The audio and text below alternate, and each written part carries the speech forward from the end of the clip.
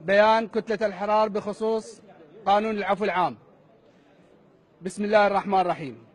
اليوم تم إقرار قانون العفو العام إكراما للتضحيات الكبيرة والدماء الزاكية التي قدمت من شهدائنا الأبطال ومعتقلينا المجاهدين الذين أمضوا سنوات عديدة وتحملوا عناء التعذيب والقهر النفسي وفراق الأهل والأحبة.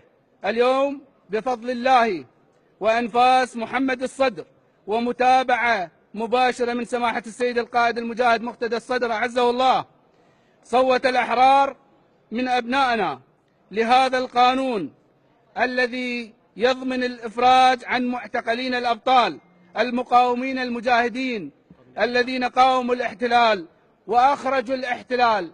هم المقاوم هو الذي أخرج المحتل وليس المفاوض كما يدعي البعض، الذين استمروا بجهادهم وصبرهم رغم فتح السجون وهروب الإرهابيين الدواعش. لم يخرجوا أبنائنا المجاهدين لأنهم يعلمون أنهم على حق، لم يخرجوا. اليوم نقدم لهم أقل ما يمكن، بل أقل من حقوقهم،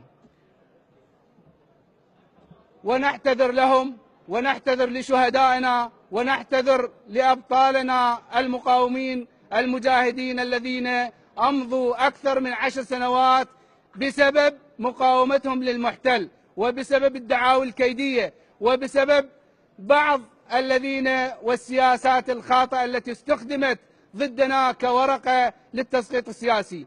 اليوم بفضل أبنائنا الأحرار تم التصويت، ولذلك نعتذر لهم ونسأل الله التوفيق، وعلى الجميع أن ينفذ هذا القانون وأن نستعجل بإخراج هؤلاء الأبطال. شكرا.